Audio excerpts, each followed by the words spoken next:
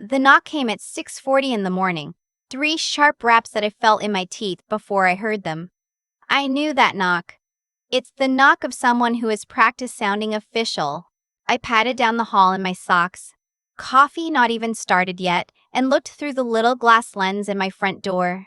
2 officers stood on my porch in the gray light, and behind them, half hidden by the porch column like she was hoping I wouldn't see her, stood my younger sister.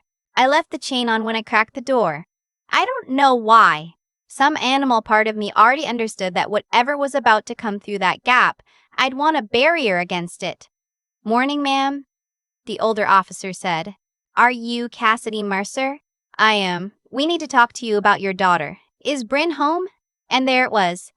My daughter's name in a cop's mouth at 6:40 in the morning. My stomach dropped through the floor of the house, through the dirt under it, all the way down. "What about my daughter?" The officer glanced at his partner, then at the clipboard he was holding like it was a prop in a play someone else had written. "There was an accident last night. A vehicle registered to your daughter went off the road on Route 9 and into the retaining wall by the reservoir. Single car. The driver fled the scene. We have a witness placing your daughter behind the wheel." I want you to understand something about that car before I tell you the rest, because the people in this story kept calling it just a car. And they said it the way you'd say just a kid or just a feeling, like it was a small thing, a replaceable thing, a thing that didn't matter next to the family's reputation. The car was a 1969 Camaro. My late husband and I had pulled it out of a barn in eastern Tennessee 14 years ago, a rusted-out shell with a tree growing through where the back seat used to be. We rebuilt it together over 6 years, in a garage that smelled like motor oil and the cheap menthol cigarettes he could never quit. He died when Bryn was 9.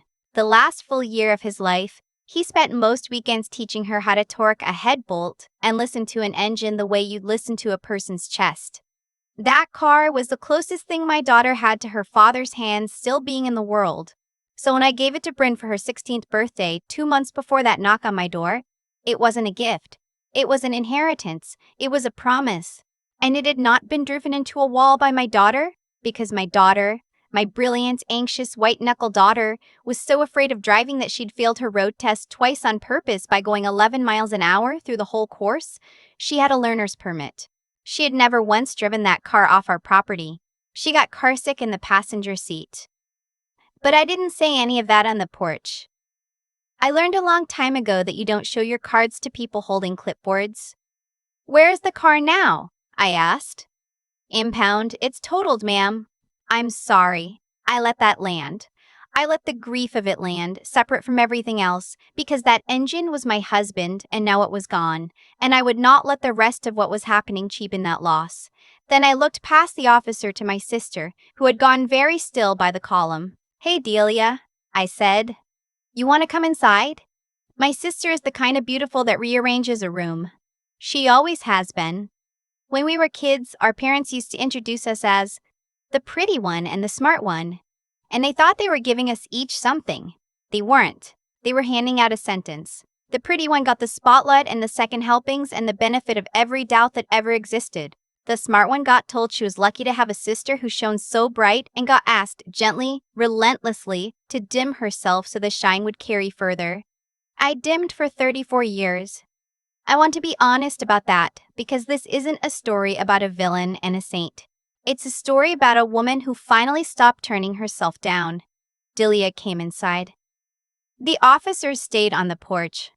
And in my kitchen, with the coffee still not started, my sister told me in a low, fast whisper exactly what she needed from me. "It was an accident, Cass. I had 2 glasses of wine at the Hendersons, maybe 3, and I shouldn't have driven. I know that, but the keys were right there on your hook. And I just thought I'd take it around the block. You know how I've always wanted to drive it, and the road was wet, and it wasn't my fault. The wall just came out of nowhere." She grabbed my hands. Her rings were cold. But here's the thing. If this goes on my record, I lose the listing. The Castellano estate. Do you understand what that is? That's the biggest sale of my career. That's 2 years of work. Mom and Dad already talked to the officers. They told them Bryn must have taken the car. "It's clean, Cass. She's a minor. She's got no record. It'll be a slap on the wrist. Community service, it just disappears off her file when she turns 18. It costs her nothing. And it says everything for me. I remember the smell of the coffee I hadn't made yet. I remember the specific weight of her cold rings on my fingers. I remember thinking, with a clarity that frightened me, that she had walked into my house and asked me to hand her my child. "You drove drunk," I said slowly. "You stole my daughter's car. You crashed it. You ran. And now you want my 16-year-old to confess to a felony hit and run so you can sell a mansion." "Don't say it like that." "How should I say it? It's not a felony." "It's barely. Fleeing the scene of an accident is a felony in this state, Delia. I looked it up while you were talking." I hadn't, but the bluff cost me nothing, and I watched it land. "And you want my daughter to take it? My daughter who is terrified of cars? My daughter whose father built that car with his bare hands? You want her to stand in front of a judge and lie that she destroyed the last thing he ever made? Mom and Dad think." "I don't care what Mom and Dad think. And here's the thing I need you to understand, the thing that took me 34 years to learn." I said that sentence. "I don't care what Mom and Dad think." And the sky did not fall. The house did not collapse. My sister just blinked at me like I'd started speaking a language she didn't recognize. Because in our family, in the whole architecture of our family, nobody had ever once said it out loud. My parents arrived 20 minutes later. They must have been waiting in the car down the block. My mother came in already mid-sentence, the way she does, talking past me before she's even through the door. "Cassidy, now don't make this bigger than it is. Your sister made a mistake. People make mistakes. And the important thing now is that we close ranks as a family. Bryn is young. She has her whole life ahead of her. One little blemish that goes away at 18. Get out of my kitchen, Mom." My father stepped forward. My father is a man who has spent his entire life believing that volume is the same thing as authority. "Now you listen here. Your sister has worked her tail off for that real estate license, and you are not going to throw her career in the garbage of a teenager's joyride that didn't even—" Bryn wasn't driving. "Well, of course she wasn't," my father said, and then stopped because he'd said the quiet part out loud. And we all heard it. The kitchen went silent. Even the refrigerator seemed to hold its breath. "You know she wasn't driving," I said. "You all know. And you came here to ask me to put her in front of a judge anyway." "She'll be fine," my mother said, but her voice had lost its center. "Children are resilient." I looked at the three of them standing in my kitchen, the family I had bent myself into a pretzel for, and I understood something that I should have understood decades earlier. They didn't love Delia more than me. That's what I'd always told myself, that I'd just lost some genetic lottery of charm. But that wasn't it. What they loved was the story of the perfect daughter, the golden girl, the family that produced something dazzling. And in that story, I had only ever been useful. I was the one who could absorb the blow. I was the one who would understand. I was the strong one. And I finally understood that strong had always just been their word for the one we don't have to feel bad about hurting. So I made them tea. I know how that sounds, but I needed them calm, and I needed them to stay, and I needed about 15 minutes. I sat them at my table and I poured tea. I didn't make them drink, and I let my mother explain to me again about resilience, and I let my father grumble about ungrateful daughters, and I let Delia cry her practiced, photogenic tears. And the whole time, my mind was running clean and cold, going over what I knew that they didn't. What they didn't know was this. When my husband and I restored that Camaro, we did something a little unusual for a car of that vintage. He'd had a workshop broken into once, years before, and he never got over it. So when we rebuilt the Camaro, he wired in a small dash camera, the kind that records to a card and loops, and a hard-wired GPS tracker tied to an app on my phone, the kind people put on their teenagers' cars. I'd actually installed it because of Bryn. Not to spy on her, but because I was a single mother of a new driver and I wanted to know she was safe. She knew it was there. We laughed about it. She called it the narc. I had never once turned it off, which meant that somewhere in the cloud, attached to my phone, was a complete record of where that car had been every minute of the night before. And on a memory card in the wreckage at the impound lot, if it survived, was video of exactly who had been sitting behind that wheel. I excused myself to the bathroom. I sat on the edge of the tub and I opened the app and my hands were shaking and I scrolled back to the night before. There it was. The car, parked in my driveway, leaving at 9:14 p.m., driving across town to the Henderson address, Delia's friends, the wine party, sitting there for 2 hours. Leaving at 11:48, weaving, the speed graph spiking and dropping in a way that made my stomach turn. And then the hard stop on Route 9 at 11:56 that I knew was the wall. The car had never come within 3 miles of my house with Bryn in it. Bryn had been asleep down the hall the entire night. I checked on her at 11 myself. I didn't say any of this. Not yet. Instead, I came back to the kitchen and I told them I needed time to think. I told them I was overwhelmed, which was true, and that I needed a day before I talked to the officers, which was a lie because I'd already decided. They left believing they'd won or were about to. My mother actually patted my cheek on the way out and told me I was being very mature about it. My father told me to get some rest. Delia hugged me and whispered, "Thank you. Thank you, I knew you'd come through." And I hugged her back. And over her shoulder, I watched the door close. And I felt the strangest thing I'd felt in years. I felt free. The officers were still on the porch. I kept them waiting on purpose. I stepped out and pulled the door shut behind me so my family, still gathering their coats inside, wouldn't hear. "Officer," I said, "I'd like to make a statement, and I'd like to show you something. I want to tell you that the next part was satisfying and parts of it were, but mostly it was sad in a way I didn't expect. Because I showed that officer the GPS log on my phone, I showed him the timestamp and the route, the car leaving with no one home but me and my sleeping daughter, the trip to the Henderson house, and the long sit and the drunk weave home. And then I told him about the dash camera and the memory card that might still be in the wreck.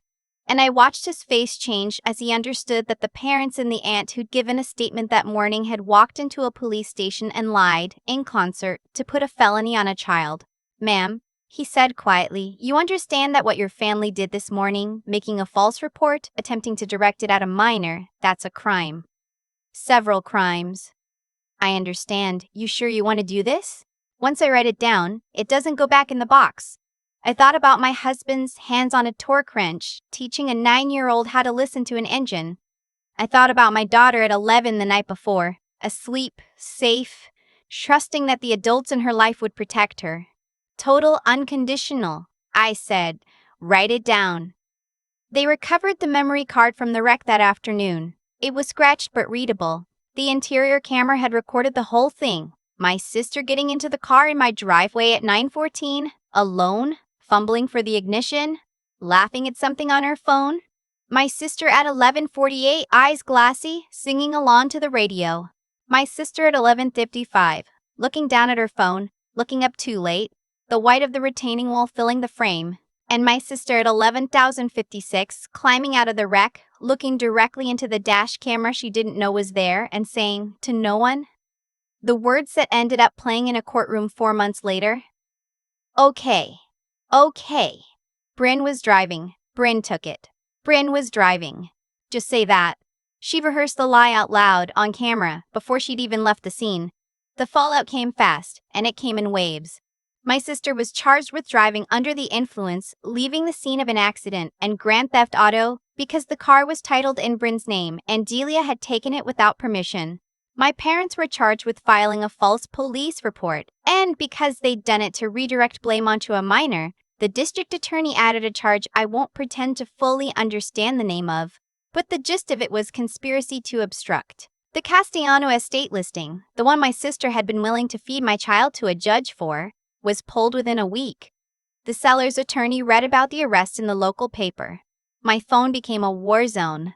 Aunts and uncles and cousins I hadn't spoken to in years suddenly had my number. The messages all said the same thing in different fonts. How could you do this to your own family? Blood is blood. You've destroyed your sister over a car. You're tearing this family apart for a teenager's vehicle. One cousin wrote, in all capitals, you're burning down your whole family for a care. And I sat with that one for a long time because she was almost right. She just had the object wrong. I didn't burn down my family for a car. My family burned itself down to protect a lie, and I simply stopped throwing my own body on the fire to keep it from spreading. There's a difference, and it took me 34 years and a phone full of furious relatives to learn it. I never replied to most of them.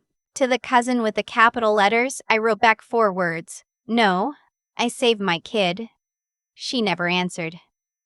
My parents got probation, fines, and a sentence of community service that my father, at 66, found deeply humiliating, which I will admit I did not lose sleep over. My sister got more, a license suspension, fines that ate the savings she'd been so proud of, 90 days that got reduced to 45 with a program, and a felony on the record she'd been so desperate to keep clean that she tried to spend my daughters instead. The irony of that was not lost on the judge, who said as much from the bench. Delia left town after. Last I heard, she'd moved 3 states away and was selling timeshares under her middle name. People ask me if I feel guilty. They ask it carefully, the way you'd ask someone if a wound still hurts. And the honest answer is no. Not about the part everyone thinks I should feel guilty about. I don't feel guilty for telling the truth. What I feel when I let myself feel it is grief. But it's an old grief. Much older than that morning on the porch. It's grief for the 34 years I spent believing that being useful was the same as being loved. It's grief for the little girl I was, being told to shine a little less brightly so her sister could be seen. That's the part that still aches. Not the consequences I chose. The decades I didn't. The insurance fought me on the Camaro, of course. A drunk uninsured driver and a total classic make for a complicated claim, and there were months of paperwork and a settlement that came nowhere close to what the car was worth. Because how do you put a number on a dead man's hands? I tipped the check. I didn't restore another one. Some people, when they lose a thing like that, rebuild it, and I understand the impulse. But for me, the rebuilding had only ever been about who I was rebuilding it with. He's gone. The point of the car was him. So I sold the wrecked shell to a salvage yard for almost nothing, and I kept exactly one piece of it. The shift knob. It's a worn wooden ball that my husband turned on a lathe in our garage one winter, sanded smooth over 100 evenings, that fit his hand and then fit Bryn's small hand under his when she was 9 and learning to row through the gears in a car that wasn't moving. It sits on my windowsill now, over the kitchen sink, where the morning light comes through. Bryn is 17 now. She got her license last month on her own timeline when she was ready, in a sensible used sedan with 4 doors and excellent crash ratings and absolutely no history. She still gets a little white-knuckled on the highway. I ride along with her sometimes in the passenger seat, the one that used to make me carsick too, and I don't say much. I just watch her hands on the wheel, careful and deliberate, the way her father taught her, and I let myself feel how close I came to handing those hands over to a courtroom to save a stranger's reputation. Because that's what they become by the end. Strangers who happen to share my blood. The other night she asked me if I missed them. Not the car. Them. My parents, my sister. And I told her the truth, which is that I missed something that I'm not sure ever existed. The family I kept hoping they'd become if I was just good enough, quiet enough, useful enough, for long enough. I miss the dream of them. I don't miss the people, because the people, when it mattered most, looked at my child and saw something to spend. Bryn was quiet for a minute, then she reached over and turned the shift knob on the windowsill a quarter turn, the way you pet a sleeping animal, and she said, "Dad would have called the cops too." And I laughed, because she's right. He'd have done it before they finished the sentence. And then I cried a little, and she let me, and neither of us said anything else. That's the whole story.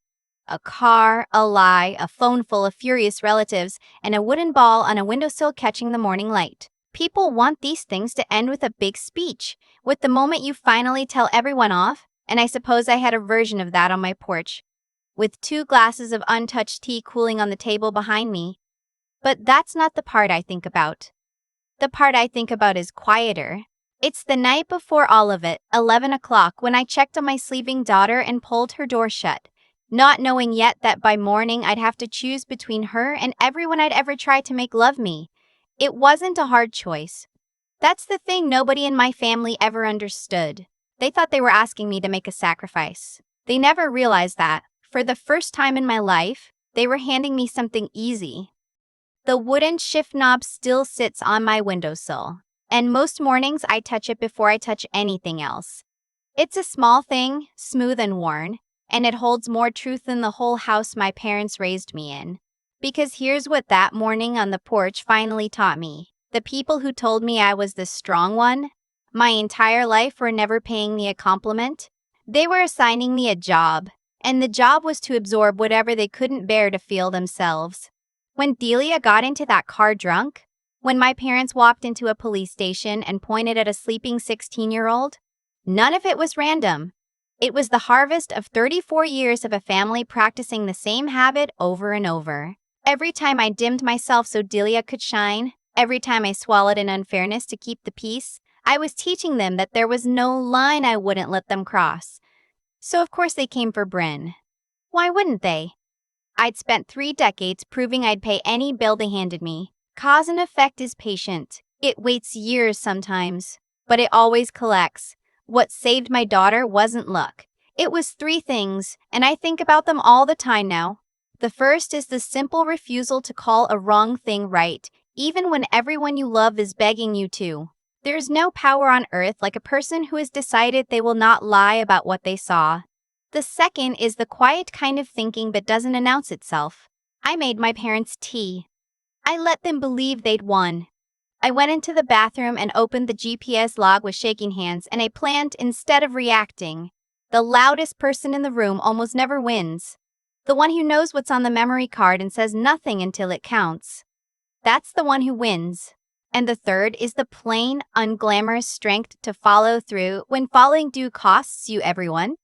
The phone full of furious relatives, the cousin in all capital letters, the empty seats at every holiday since.